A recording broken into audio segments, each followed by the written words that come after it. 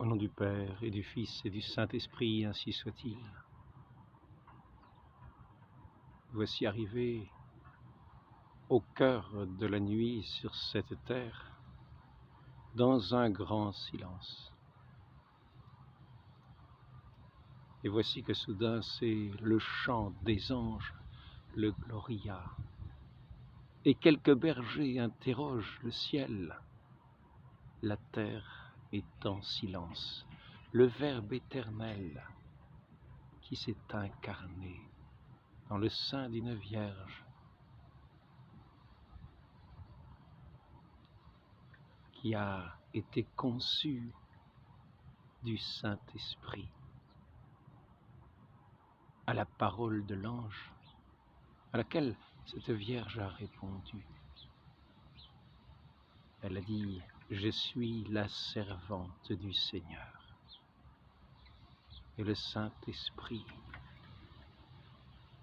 a conçu ce Verbe éternel d'auprès du Père, dans le sein de cette Vierge immaculée, sans tache, toute pure, pour être la demeure de Dieu, pour être la mère de Dieu, ce Dieu qui se tient ainsi, celui qui est la parole de Dieu, qui est le Verbe, se tient ainsi dans le silence du sein de la très sainte Vierge Marie. Et voici que dans cette nuit la plus longue, dans cette nuit du début de l'hiver, au cœur de la nuit, dans le silence, naît celui qui est la parole, notre Seigneur Jésus-Christ, qui est le pain de vie, né sur une mangeoire, à côté d'un bœuf et d'un âne. Son père adoptif, Saint Joseph, est là, émerveillé, contemplant cet enfant qui porte en lui tout le charme divin de sa divinité à travers cette si fragile enfance d'un petit homme, ou plutôt d'un petit de femme, sa très sainte mère. Ainsi aujourd'hui, pour cette fête particulière, cette fête qui est le nouveau jour sur cette terre, où la lumière va resplendir comme le soleil sur cette terre qui errait dans l'obscurité. Le soleil se lève. L'étoile de la nuit s'est arrêtée au-dessus de cette maison, et voici que maintenant le soleil va se lever, dissiper toutes les obscurités dans ce silence de la nuit. Je voudrais aujourd'hui parler du silence, aussi de la parole. Le silence qui est une règle de religion. Le silence qui permet de garder le trésor ineffable, le trésor indicible de cette présence de Dieu au plus profond de son cœur. Nous avons vu que lorsque notre Seigneur invite ses disciples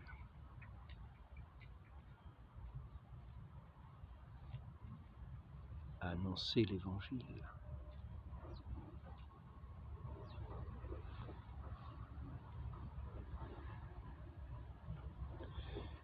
il les envoie en leur disant que de leur condition de pécheurs dans laquelle ils étaient, ils vont devenir des pêcheurs d'hommes. Et nous avons vu que dans cette pêche,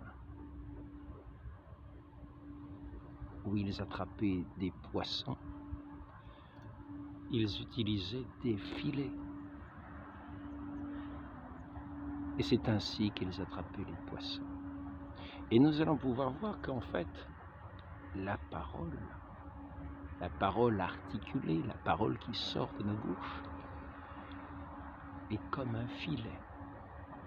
Comme un filet, et c'est ce filet de la parole qui va être lancé dans la mer du monde, qui va permettre de retenir captifs ceux qui sont à l'écoute de cette parole et de les tirer de ces profondeurs de l'eau ténébreuse du monde pour les porter à la surface, à la lumière, c'est-à-dire au Christ, à notre Seigneur, à la vie. Eux qui étaient engloutis, dont leur âme était engloutie dans les ténèbres, dans la mort de cette mer du monde, de ce déluge sous lequel l'humanité était engloutie. Notre Seigneur, la parole éternelle, est né dans une étable dans le silence de la nuit. Et il envoie maintenant ses disciples annoncer de toute leur force cette nouvelle de ce soleil levé, que lui-même est le Christ, le soleil des hommes.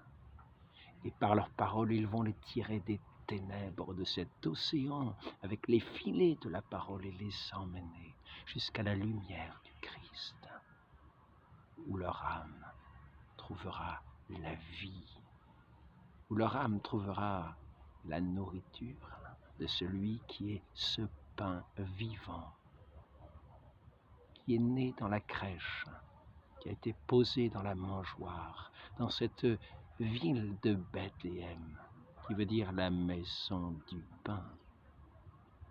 Ainsi, la parole est une belle chose. La parole est une belle arme, est un beau filet pour tirer du mensonge ceux qui y gisent, ceux qui sont dans les illusions, dans les erreurs. Ainsi, cette parole est bonne. Mais nous voyons aussi que cette parole, malheureusement, est un filet qui peut être utilisé dans d'autres sens, c'est-à-dire pour tirer les personnes établies dans leur cœur, établies dans cette présence de Dieu, afin de les extraire de ce lieu qui est leur lieu par excellence et les amener au dehors, comme cette fois-ci des poissons qui seraient tirés de l'eau et posés sur le rivage, où ils mourraient faute d'eau. Ainsi, ceux qui sont dissipés, qui prêtent l'oreille à toutes les paroles qui passent, comme à tous les vents des discours qui n'ont pas une attache solide, qui n'ont pas su trouver leur enracinement dans ce qui est véritable, dans celui qui est le véritable, dans celui qui est ce pain de leur âme, dans celui qui est leur vie, qui est leur trésor, qui est ce qu'ils ont de plus précieux, leur bien souverain, ce bien éternel pour lequel ils sont faits. C'est-à-dire que ce Verbe éternel qui s'est donné à eux par sa parole, loin de les distraire, va les ramener du dehors pour les conduire à leur demeure véritable, celle de leur Père céleste.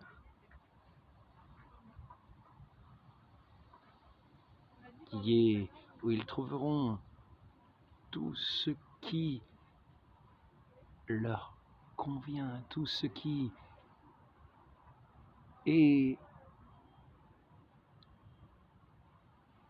fait pour eux, préparé pour eux, depuis toute éternité.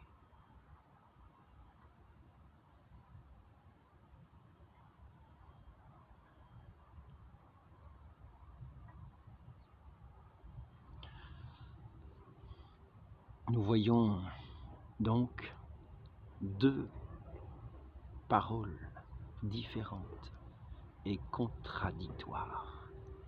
Une qui invite, qui nous attire pour nous tirer du monde et nous amener à notre Dieu, à celui qui est notre demeure, en lequel nous aimons à demeurer parce que nous sommes faits pour lui.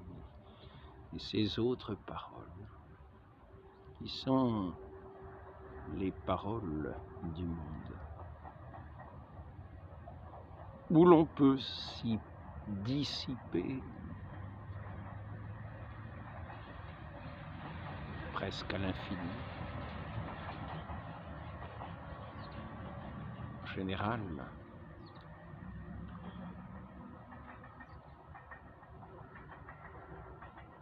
celui qui a son trésor dans son cœur, on peut dire qu'il a aussi sa bouche dans son cœur. Celui qui a son trésor dans son cœur, c'est celui qui a entendu la divine parole, le Verbe éternel, qui a frappé à la porte de son cœur, auquel il a ouvert. Quand cette parole divine,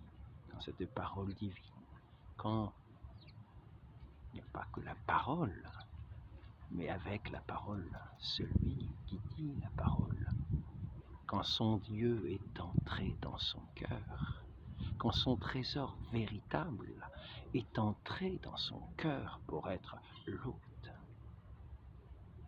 de son âme,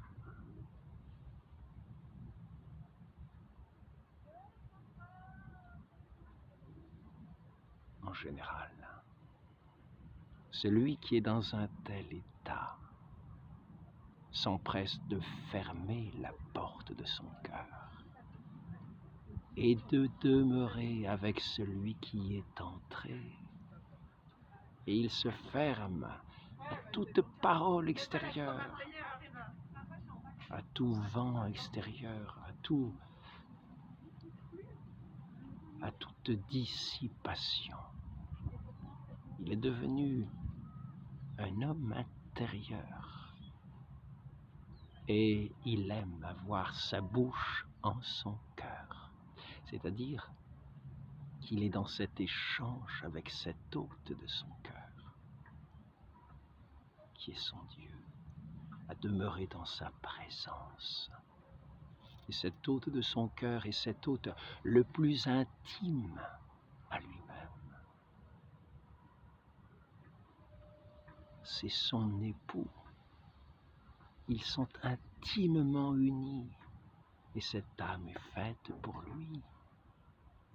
Et cette âme qui reconnaît, qui connaît son Dieu, qui est faite à son image, et maintenant à sa ressemblance, puisqu'elle l'a accueilli et qu'elle est à son écoute.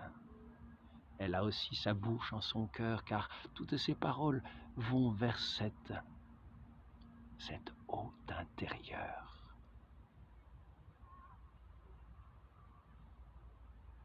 Et c'est ainsi que nous sommes véritablement entrer dans cette vie de la prière silencieuse du cœur, où le cœur devient comme un autel à la gloire de Dieu, le lieu de l'adoration de son Dieu, le lieu du sacrifice à son Dieu, où tout ce qui est du dehors est sacrifié à cette présence merveilleuse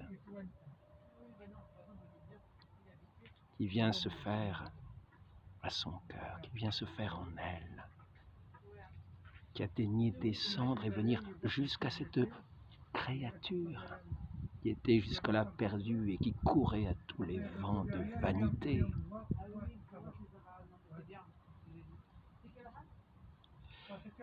Et c'est aussi un autel pour la louange de son Dieu dans cet émerveillement de cet hôte sublime qui l'a visité.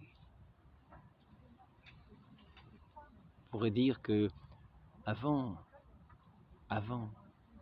la venue de cet autre en son cœur, on peut dire que cette âme, comme une vierge, était en attente de cette venue. Et elle était en veille, elle guettait.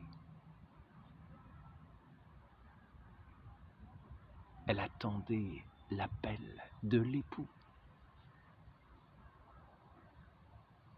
Et parmi toutes celles qui sont en veille, à guetter l'attente de l'époux, il y en a qui, malheureusement,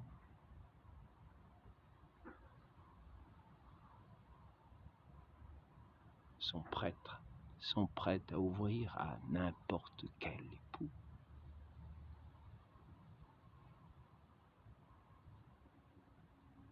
Et à se dissiper.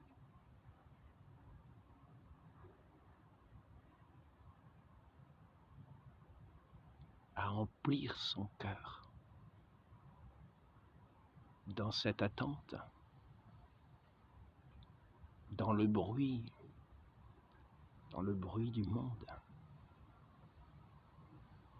à ouvrir son cœur à tous les faux appels qui sont comme des filets qui vont la tirer d'elle-même, la happer d'elle-même, la faire sortir d'elle-même,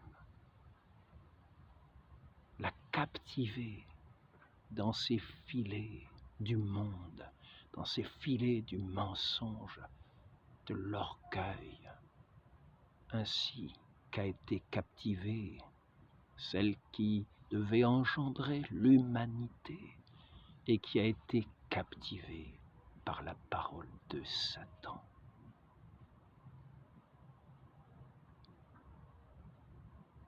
Qui n'est pas demeuré dans l'attente, qui n'est pas demeuré dans l'écoute de son Dieu, mais qui a été comme sortie d'elle-même, qui a perdu la ressemblance avec son Dieu. Et au lieu de répondre à son époux, a répondu à son adversaire. Et qui finalement est devenu son esclave.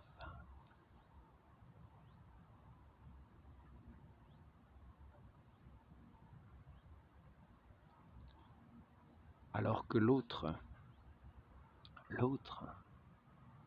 qui guette dans cette attente, dans un cœur pur, ayant comme une lampe allumée en elle, attend la voix de l'époux. Et cette parole de l'époux va résonner en elle. Elle entendra ce messager céleste. Et c'est ici que nous avons cette Vierge sainte et immaculée, préparée à recevoir le Verbe éternel, la très sainte Vierge Marie, qui a su demeurer dans la prière et qui a su reconnaître la voix de l'ange qui lui annonçait la venue de son Sauveur, la venue de son Dieu, la venue de celui qui allait être conçu en elle, qui allait prendre naissance en elle, et qu'elle enfantera et mettra au jour. Et on verra qu'elle méditera tout au long de sa vie dans le silence, comme dans un jardin clos de religieux, comme dans un jardin clos. Elle méditera tous les événements de la vie de son Fils. Toutes ces choses seront méditées dans son cœur. Elle demeurera avec l'époux intérieur. Tout au long de sa vie sera ce long dialogue, comme une Vierge pure qu'elle est, qu'elle était et qu'elle est toujours. Elle a fermé ce jardin clos de son cœur, de son âme, à la présence du divin époux, étrangère à tout bruit extérieur, sans aucune amitié avec celui qui est l'ange des ténèbres et qui avait perdu la pauvre Ève, et nous à sa suite. Ainsi, nous voyons que il nous faut demeurer dans cette communication intérieure pour ne pas perdre notre trésor intérieur, c'est-à-dire entrer dans cette vie de prière du cœur intérieur, dans cette présence continuelle, sans être dissipé par les bruits du monde, sans ouvrir au bruit du monde. Il faut faire en notre cœur, quand nous avons accueilli celui qui frappait à notre porte dans la prière, quand nous l'avons accueilli, il faut savoir quel est son prix et savoir tout quitter pour l'acquérir et le conserver, cet unique trésor qui nous est destiné et auquel nous sommes destinés, cet unique trésor qui est l'époux de nos âmes, notre Dieu, qui s'est uni dans des noces sanglantes à notre humanité, pour être un avec notre humanité. Je ne vais pas continuer cet entretien plus longtemps, simplement dire que nous devons avoir notre bouche dans notre cœur, et non pas notre cœur dans notre bouche, dans toutes les distractions, dans toutes les vanités du monde, prêt à dissiper le trésor de la grâce que nous portons intérieurement à tous les vents, car celui qui s'est fait, qui s'est donné à nous pour être notre hôte intime,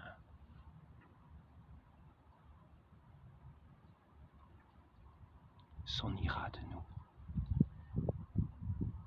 Si nous lui préférons la gloire des hommes, l'amitié des hommes,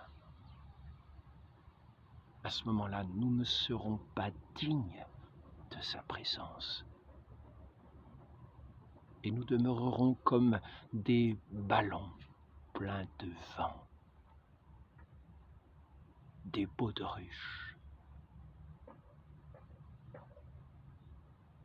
toutes dissipées, ne voyant plus ce qui est, ayant perdu ce trésor en nous.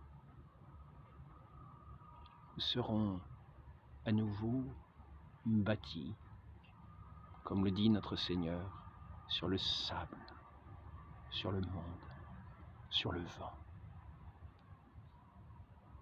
Notre âme désolée, perdue dans toutes les fausses amitiés, alors que cette âme intérieure qui sait demeurer dans ce dialogue intérieur, dans cette prière intérieure, dans cette présence intérieure du divin époux,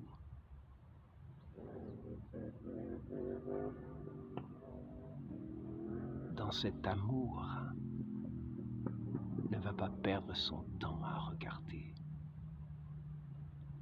regarder autre chose, ni un autre que celui qui est la beauté même, la bonté même, l'amour même.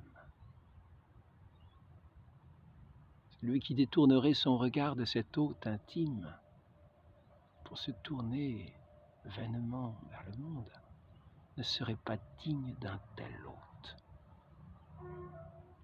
Pour nous aider à demeurer dans ce recueillement, comme dans un sacrifice du monde, ainsi qu'est notre cœur dans cette présence, nous faisons le sacrifice de toutes les vanités du monde. Pour nous aider à demeurer, il faut apprendre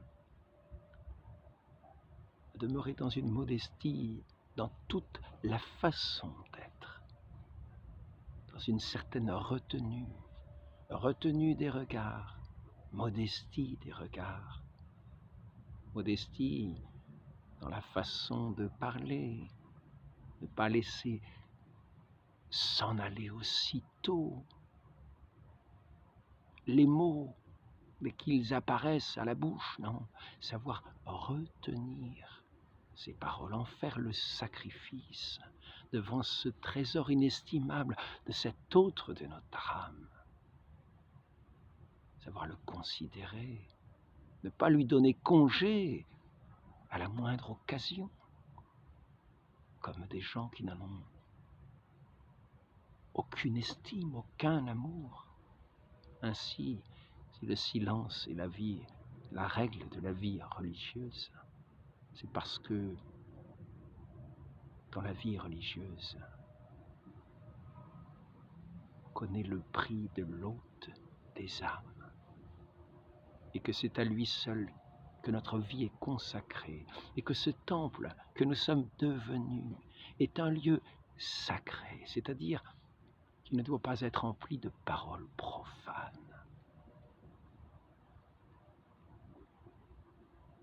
C'est un lieu du silence, de cette présence adorable qui a daigné venir en nous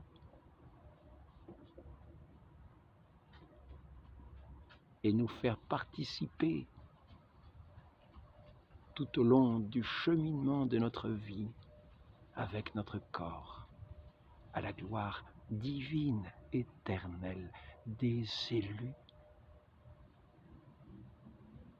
qui auront tenu leur regard, leur alliance, leur mariage dans la fidélité. Et les noces célestes seront dans une louange sans fin qui sera toute à la gloire et à l'honneur du divin époux de ces âmes. Ainsi soit-il. Au nom du Père et du Fils et du Saint-Esprit, ainsi soit-il.